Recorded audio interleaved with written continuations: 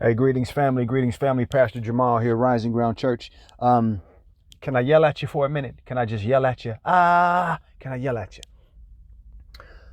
Okay. There are times when the Lord will say loudly the truth. Loudly, clearly, definitively, decisively, perfectly. I am the Lord thy God. There is no other God. The Lord thy God is one, is only. He's the only thing. There are times when he will yell that yell that out to you so that you can posture yourself in this truth, man. I think it's in Isaiah 45. I talked about a while ago, I talked about labels, the dangers of labels, and the tree of the knowledge of good and evil. And that is an expression of labeling and how we label good or bad, you know, nice and ugly, and the dangers of that.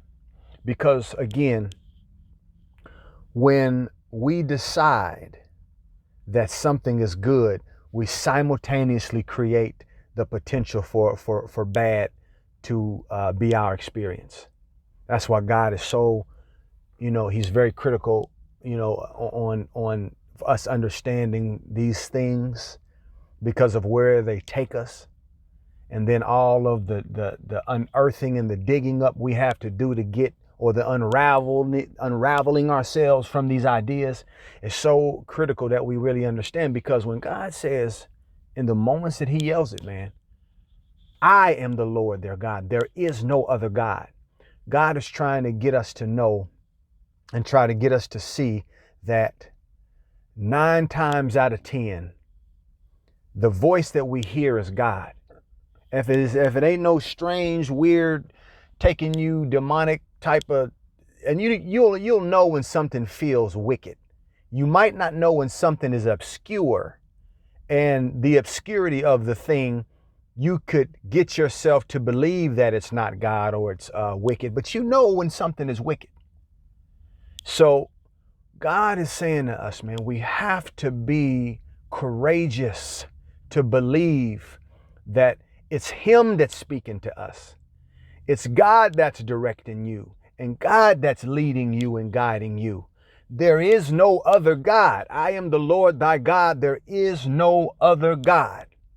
Especially for those who have given their life to this belief, given their life to Christ, given their life to the understanding that I'm going to believe and move in this faith towards this thing that the human reference doesn't see it, doesn't understand it, doesn't know it, thinks it's foolish and silly. You've given your life to this thing, and when you've done that, then you've literally placed yourself in the hands of God. God is leading you. God is directing you. God is guiding you. And you know what, man? This is beautiful. When you find yourself in situations that you thought God put you in, and maybe God didn't all the way do it, but the great thing about God is God's love comes in and God's love rescues you. We can literally be in a situation where the law of God, I talked about this before, God is both law and love. We can be in a situation where we get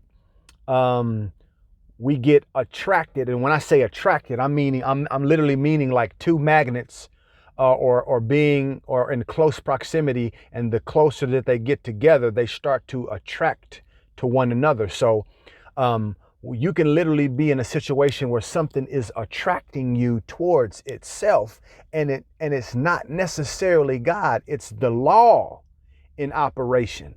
But then the beauty and the love of God comes along and says, I'm going to not let you get too deeply invested in this thing because it wasn't really me.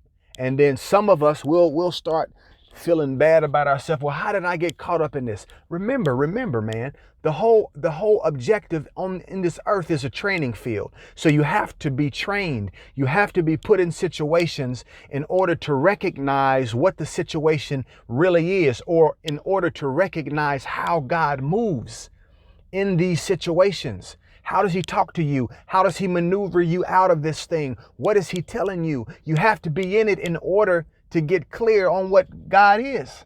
So it's always beautiful. He says, give thanks in all things, because in all things there is a reason to give thanks, even when your flesh can't see it.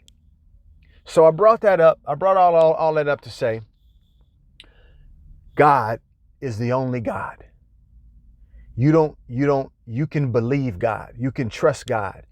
Again, if you find yourself in the pool of the law that may not necessarily be God's moment for you, you better believe that the love of God will come and get you. But you have to hear it, you have to catch it, you have to see it, you have to be in the flow of surrender, of divine flow, in order to be able to say, God is saying something here. I'm not exactly sure what and why, but I know it's God. And let me lean into it. And that love will literally rescue out of your specific or particular or seeming dilemma. Hope it made sense, y'all. Pastor Jamal, Rising Ground Church. I'll talk to you. Peace.